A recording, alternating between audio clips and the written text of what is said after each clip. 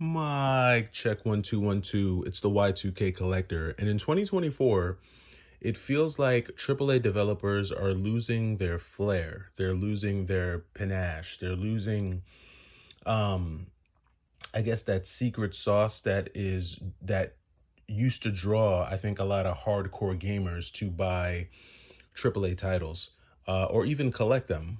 And for me personally, I actually prefer collecting indie titles over AAA titles.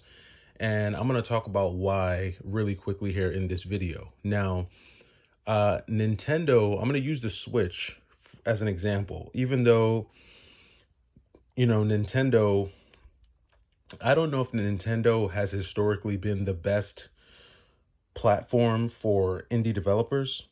I know, like, when I think about consoles like the GameCube and I think about consoles like the Nintendo 64, those were two consoles that to me had very limited libraries because a lot of the games that you got from those consoles or games that you could get on those consoles were just limited. They were mostly Nintendo branded games like the Mario games, Mario Sunshine, Mario Party, the Luigi games, Princess Peach, Kirby, Zelda.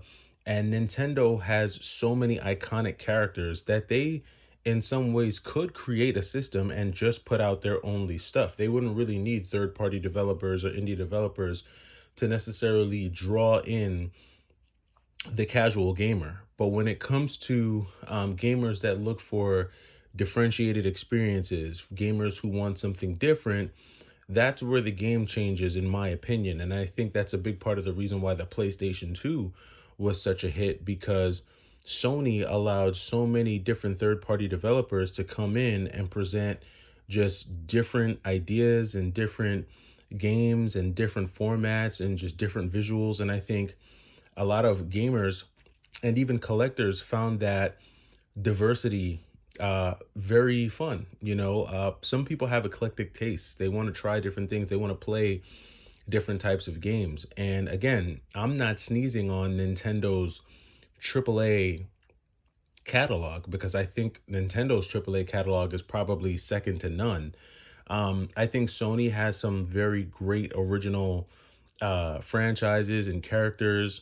Some that just come to the top of my mind are like the God of War, right? God of War has always been huge.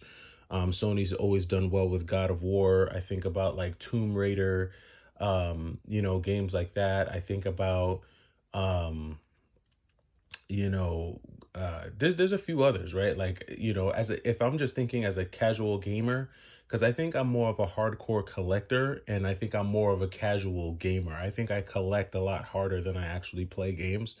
So, when I think about, Sony, Nintendo, they've got some hardcore franchises there. But for me, I prefer to collect the indie stuff.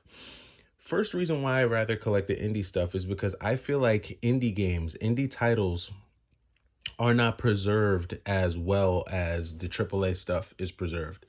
Because these are like flagship titles, flagship franchises, Nintendo is always going to make sure that there's a way for you to be able to play these games, the Zelda games, the Metroid games, the Mario games. They're always going to make sure that even if it's 2049 and they're coming out with a new console, they're going to make sure that these games, these iconic games, stay within their ecosystem because they know that there's always going to be that audience that's always going to want to go back and play those games and experience those games.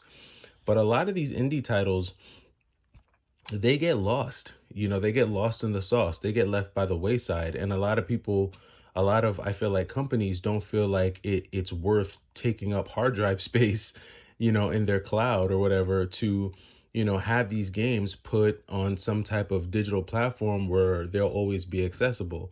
Now, as long as you have like the Nintendo store, most of these games will always be there. But delisting is a very real thing. And a lot of times the games that get delisted aren't the AAA games. It's usually the indie titles, it's the more niche titles, it's usually the games that have licensing issues or licenses that expire after some time, and so the games have to get removed.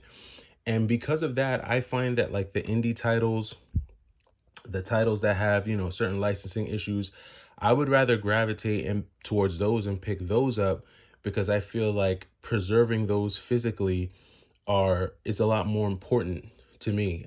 Just because I don't feel as safe with with trusting, Nintendo or any other company to ensure that games like River City Girls or Slave Zero X or Ender Lilies is going to be available for me to play. I'm never worried about if I'm going to be able to play Breath of the Wild in the future. I mean, Breath of the Wild has been available for what, a decade at least now, if not more. Metroid Dread is a new game, obviously, so we're going to see Metroid Dread for some time. But I mean, you're talking about Mario 64, a game that at this point is almost 30 years old, and yet we're still getting it on modern systems. And Nintendo is going to make sure that even if they release the Switch 5 or the Switch 10, you're always going to be able to access these games.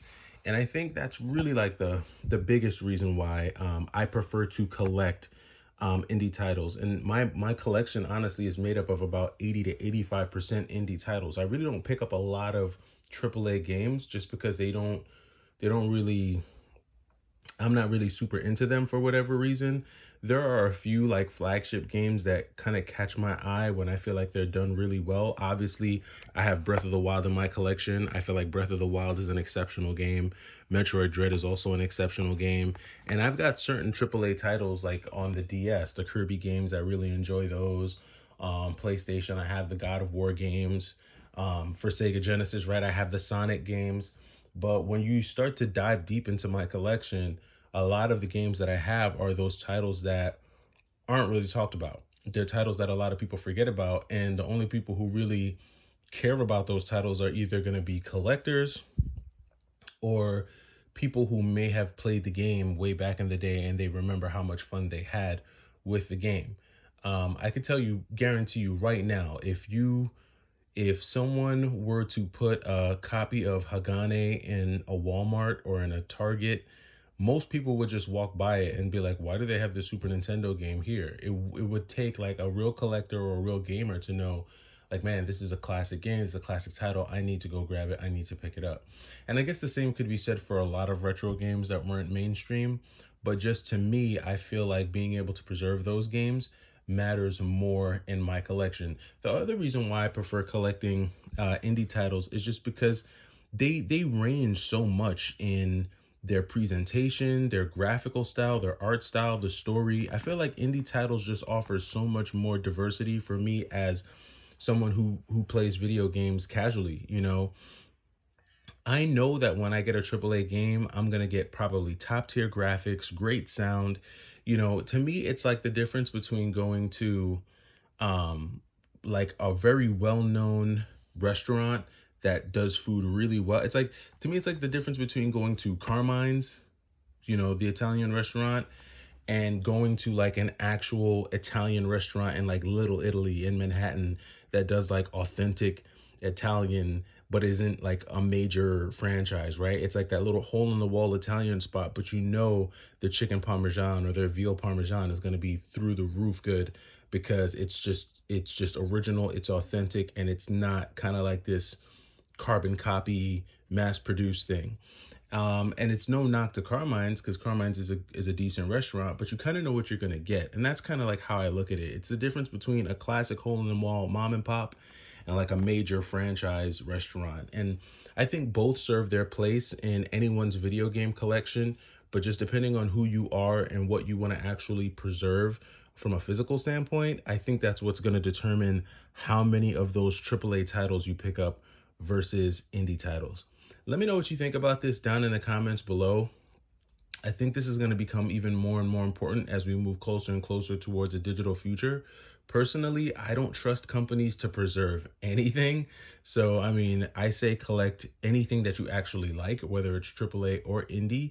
But let me know what you think about the concept of the differences between AAA titles and indie titles. And I'll catch you in the next video. It's the Y2K Collector. Take it easy.